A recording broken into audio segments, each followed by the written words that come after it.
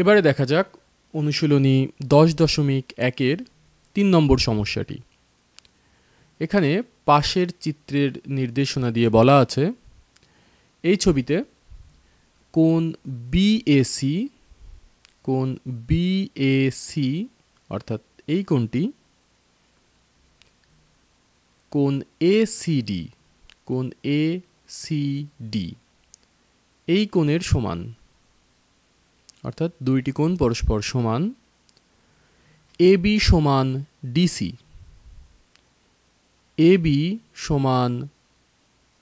DC, তাহলে প্রমাণ করতে হবে এডি সমান বিসি, প্রমাণ করতে হবে এডি সমান বিসি, কোণ সিএডি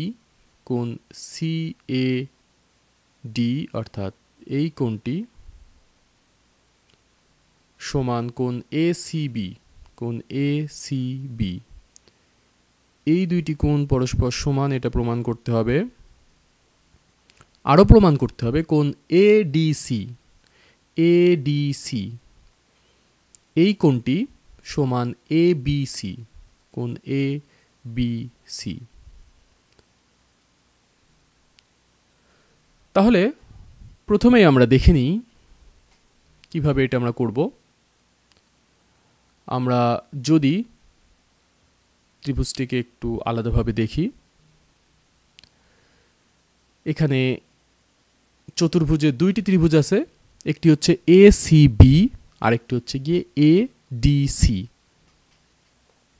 অর্থাৎ আমরা যদি দুইটা ত্রিভুজকে দেখি, প্রথমে আমরা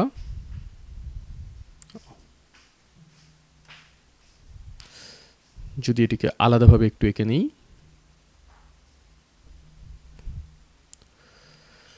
তাহলে আমরা দেখব দেওয়া আছে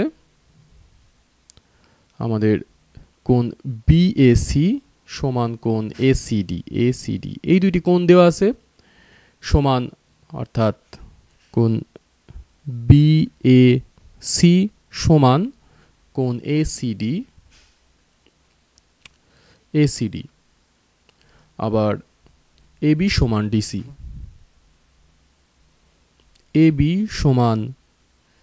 ডিসি, এখন আমরা যদি ত্রিভুজ এবিসি অর্থাৎ এই ত্রিভুজের জন্য ত্রিভুজ এবিসি, এই ত্রিভুজ এবিসি এবং ত্রিভুজ ডিএসি, এই দুইটি ত্রিভুজের মাঝে যদি তুলনা করি, ত্রিভুজ ডিএসি এই দুইটা ত্রিভুজের মাঝে যদি আমরা তুলনা করি, তাহলে দেখছি একটি কোণ আর একটি কোণের সমান। এই ত্রিভুজের এক বাহু এবি এই ত্রিভুজের এক বাহু ডিসি এর সমান, এবং আমরা এও দেখতে পাচ্ছি যেহেতু ত্রিভুজ দুটি গায়ে গায়ে লাগানো, এসি সাধারণ বাহু, দুইটি ত্রিভুজের জন্যই সাধারণ সমান বাহু। তাহলে আমরা বলতে পারি এসি সমান এসি, যেটিকে আসলে বলা হয় এসি সাধারণ বাহু।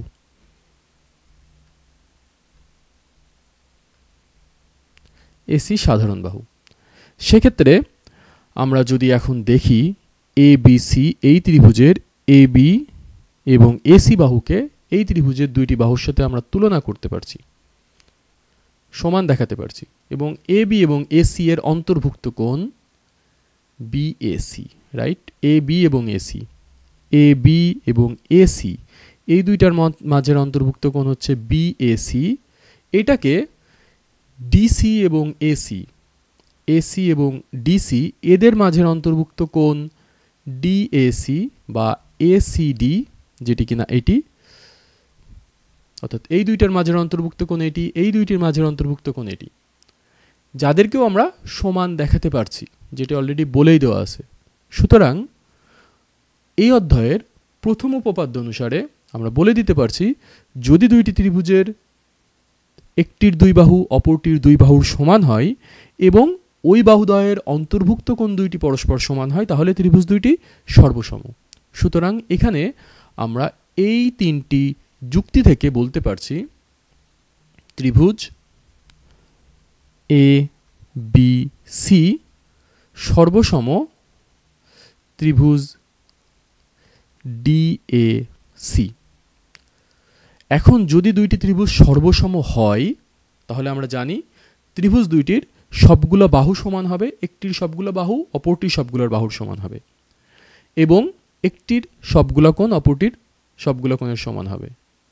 যদি আমি জিনিসটা ভালো করে বোঝাতে পারিনি, হবে এরকম যে এই ত্রিভুজের 3 বাহু ওই ত্রিভুজের 3টি বাহুর সমান হবে, এবং প্রথম ত্রিভুজের 3টি কোণ দ্বিতীয় ত্রিভুজের 3টি কোণের সমান হবে।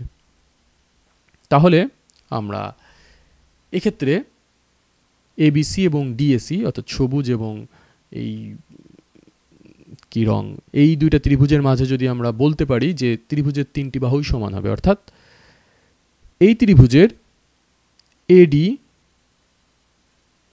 এই ত্রিভুজের সিবি এর সমান হবে,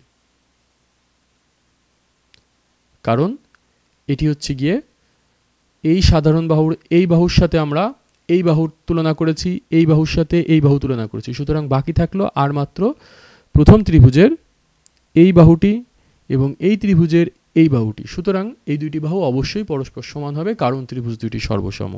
অতএব এডি সমান সিবি এটি হবে। সুতরাং আমাদের প্রমাণের একটি অংশ হলো। দ্বিতীয় অংশে আমরা বলতে পারবো প্রথম ত্রিভুজের 3টি কোণ দ্বিতীয় ত্রিভুজের 3টি কোণের সমান হবে। সুতরাং আমরা বলেছি এই কোণটির সমান অলরেডি বলে দেওয়া আছে। এখন তাহলে আমরা দেখব, যেহেতু এই বাহু এবং এই বাহু সমান এই বাহু, এটি সাধারণ বাহু, সুতরাং এই বাহু এবং এই বাহুর মাঝের কোণ হচ্ছে এটি। এক্ষেত্রে সেটি এই কোণের সমান হবে, কারণ এই বাহু সমান এই বাহু সাধারণ বাহু। সুতরাং এই বাহু এবং এই বাহুর মাঝের কোণ এটি, এই বাহু এবং এই বাহুর মাঝের কোণ এটি। সুতরাং সিএডি কোণ সিএডি সমান কোণ